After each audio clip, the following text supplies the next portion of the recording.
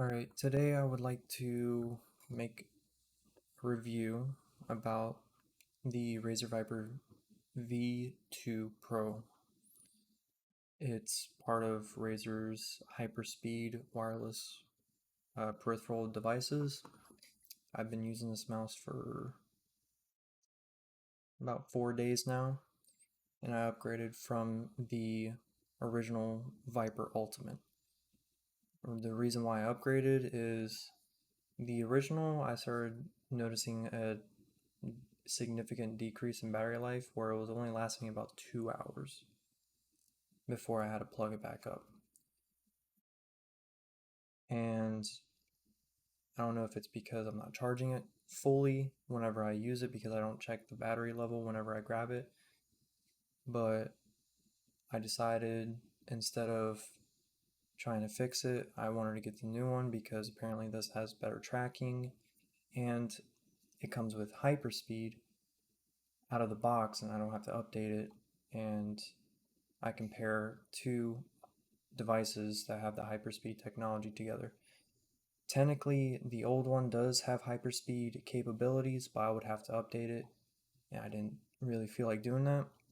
But the keyboard I have, the Black Widow V3 Pro, it had to be updated, so I ended up doing it anyways. But regardless, I'm actually really enjoying this mouse. It's a very nice mouse.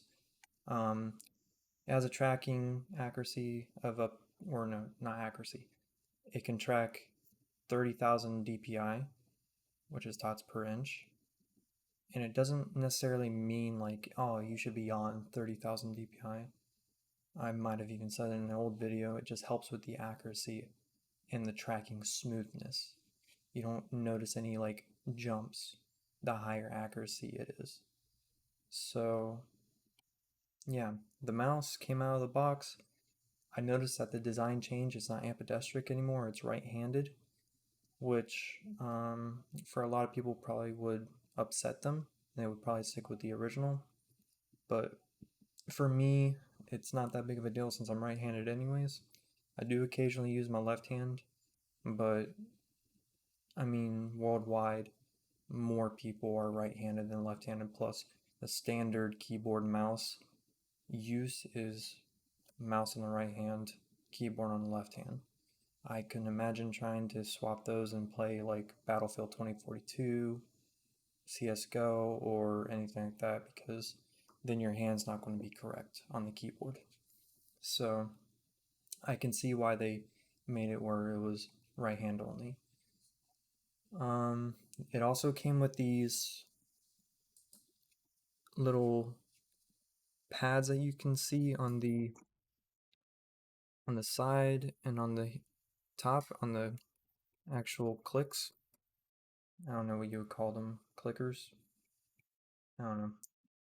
They came on a like a 3M sheet where you peel it off and then you apply it to the mouse. So they are replaceable, or you can just not put them on and you would be left with just this normal matte material, which does feel nice. But I like having that extra grip because I like to swing without gripping my mouse very hard.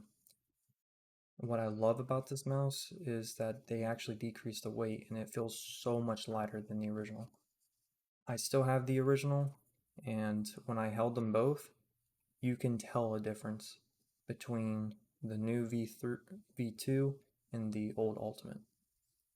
A lot of people would probably not like this, but they removed the RGB Razer logo. I don't find an issue with it. I don't, when you're using it, you don't see the logo because your hand's covering it. So it makes complete sense. So what they did was they added a little LED indicator right above the scroll wheel to tell you whether or not the mouse is on. So right now it's not on, but the mouse is on, but the LED indicator is not on because I think I turned it off or something. Um, oh yeah, they also made it Type C, so the port on it is Type C. So now I don't have to worry about the USB port breaking or the cable that I have for it breaking because of the non-standard size on the old one. it wouldn't fit as securely and it would probably rattle around if I were to replace the cable. And USB micro USB cables are not as easy to find anymore with everything switching to Type C, as everything should, in my opinion. With that being said, they can't. So now with this being hyperspeed out of the box, I tested out the feature of it being able to pair multiple devices on one 2.4 gigahertz. What do you call it? Adapter. So I paired my keyboard and my mouse to my mouse adapter. I left my keyboard adapter in the little stowaway on the bottom, just because it has a place to keep it. The mouse does not, and I'm sure it's to reduce the weight. Um, there's not really that much to talk about. I've noticed I don't see anything about Bluetooth. Um, as you can see, I did purchase this mouse recently, but I don't see anything about Bluetooth. I'm pretty sure they removed Bluetooth to cut down on the weight on the mouse, but as you can see, it is extremely light, 58 grams. So it's a very, very nice mouse. I'm not paid to do this review. I purchased it myself. Well, I'm not going to show that, but I purchased it myself. And yes, I recently downloaded OBS. But yeah, I purchased it myself and I wanted to share my thoughts because I made a video on the old mouse and I wanted to let you know that the new version is very good, but the old version is still no, it's not that different. It feels pretty much the same. It's just lighter, more convenient, and it's just the same thing. A lot of people hate Razer products because they have a bad reputation with quality control, but I have not had much of an issue besides my mouse battery decreasing, and I think it's just me not paying attention whether or not the mouse is fully charged. And me just wanting to get a new mouse anyways. But yeah, it's a solid product. I definitely recommend it. The only reason why I stick with Razer products instead of going to Logitech and with all the other brands out there is because I like the software. A lot of people hate the software because it advertises itself, but I mean they have to advertise, or else how would you know they release a new product? They don't really. I don't see much of their advertisements on YouTube, so I'm sure they do that way. They advertise on their own platform, so if you have one of their products, they know that you're more likely to buy their products than spending money to advertise on Google. So I think they're starting to cut down on costs. That way, their products are cheaper. Because it's $150, but a lot of their products have been going down in price, especially the keyboard. I bought the keyboard for like 150, maybe $200, and now you can pick it up for about 130, maybe even less in your area. So I'm not trying to say Razer is better. I'm just saying I personally like Razer.